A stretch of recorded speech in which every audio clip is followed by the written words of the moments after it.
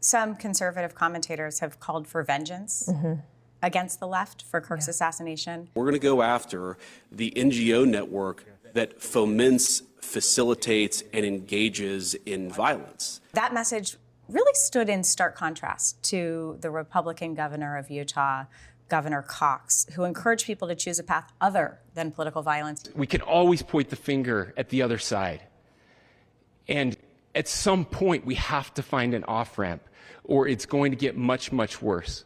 Is it going to get much worse if we continue to point fingers at the other side? I think unquestionably it will get worse if we don't tone down and de-escalate the rhetoric, because we see the rhetoric spurring people on. Again, this sort of us versus them, the existential threat, the use of violence to achieve a political aim or to seek revenge, I think is something we really have to worry about. The retaliatory calls and the sort of tinderbox effect that can happen is a huge risk right now. Karl Rove, who is a well-known Republican operative and served at the highest levels of George W. Bush's White House, wrote in the Wall Street Journal this week, using Charlie's murder to justify retaliation against political rivals is wrong and dangerous. Yeah.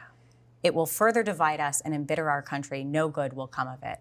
Right. You agree? Absolutely agree. I mean, I think we need de-escalation of rhetoric. We also need more calls for unity. I mean, one of the things that happened after 9/11 was a tremendous amount of unity. When you have a tragedy, you actually want to see people coming together and seeing that everyone agrees political violence is not the solution. And instead, what we have seen, I mean, there was a lot of bipartisan leadership who condemned the violence, which is useful. But on social media, we also had a lot of celebration from the left, and we had calls for civil war from the right.